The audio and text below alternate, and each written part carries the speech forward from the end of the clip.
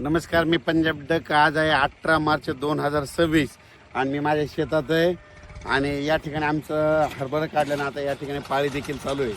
तर आज आहे 18 मार्च. शेतकऱ्याला सांगू इच्छितो की आज दुपारपर्यंत मराठवाड्यातल्या शेतकऱ्यांनी, विदर्भातल्या शेतकऱ्यांनी, पूर्व विदर्भ, पश्चिम विदर्भातल्या शेतकऱ्यांनी ज्यांचा गहू असेल, हरभरा असेल, दुपारपर्यंत काढून घ्या. कारण की ना आज दुपारनंतर मराठवाड्यामध्ये चांगला पाऊस येणार आहे, काही ठिकाणी गारपीट होणार आहे, वारं देखील सुटणार आहे, म्हणून हा अंदाज लक्षात यायचा.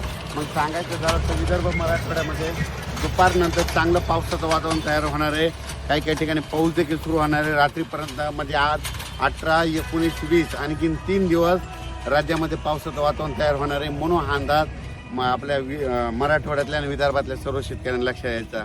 ज्यांचा कोणाचा हरभरा असेल, गहू असेल, कांदा असेल, तुम्ही काढून झाकून ठेवा. कारण की आणखीन राज्यामध्ये 3 दिवस म्हणजे मराठवाड्यात आणि विदर्भात आणखीन 3 दिवस वातावरण खराब राहणार आहे. म्हणून हा अंदाज लक्षात यायचा.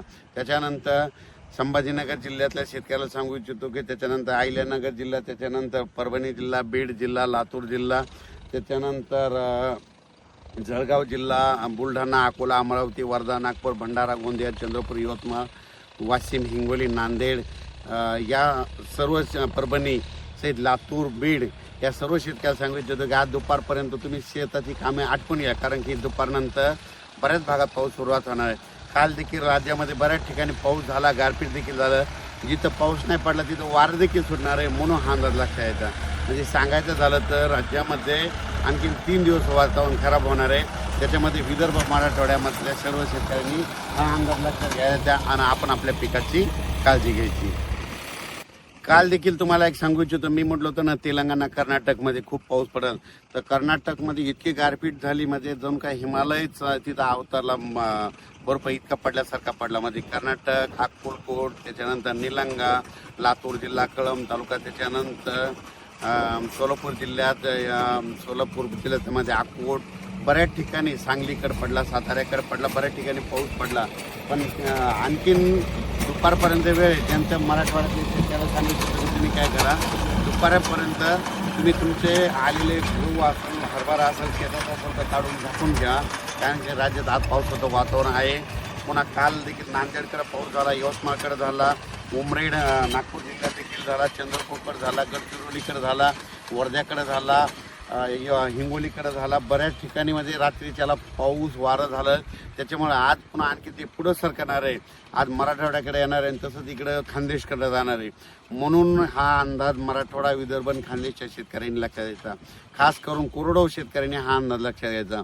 कारण की राज्यामध्ये आज दुपारनंतर बघा बऱ्याच ठिकाणी दुपारी 2:30च्या नंतर बऱ्याच ठिकाणी पाऊस सुरू झालेला दिसेल. काही ठिकाणी 5 वाजता येईल, काही ठिकाणी रात्रीच्या येईल. म्हणून हा अंदाज विदर्भातल्या आणि मराठवाड्यातल्या सर्व शेतकऱ्यांनी अंदाज लक्षात घ्यायचा.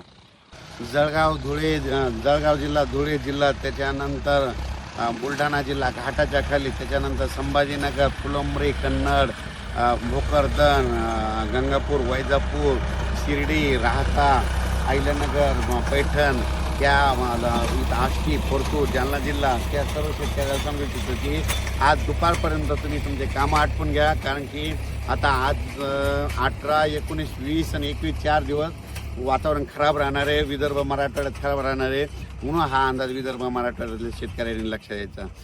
पुढचं नका द्यायचं. आता सर्व शेतकऱ्यांनी आपण आपल्या शेताची हरभरा असेल, गहू असेल, कांदा असेल काढून झाकून घ्या. कारण की आणखी राज्यामध्ये 18, 19, 20, 21 4 दिवस पावसाचं वातावरण राहणार आहे. खास करून विदर्भ मराठवाड्यात राहणार आहे. म्हणून जे कोरडवाहू शेतकऱ्यांनी हा अंदाज घ्यायचा आणि आपण आपल्या पिकाची काळजी घ्यायची. अचानक वातावरणात बदल झाला तर लगेच एक मेसेज दिला जाईल. धन्यवाद.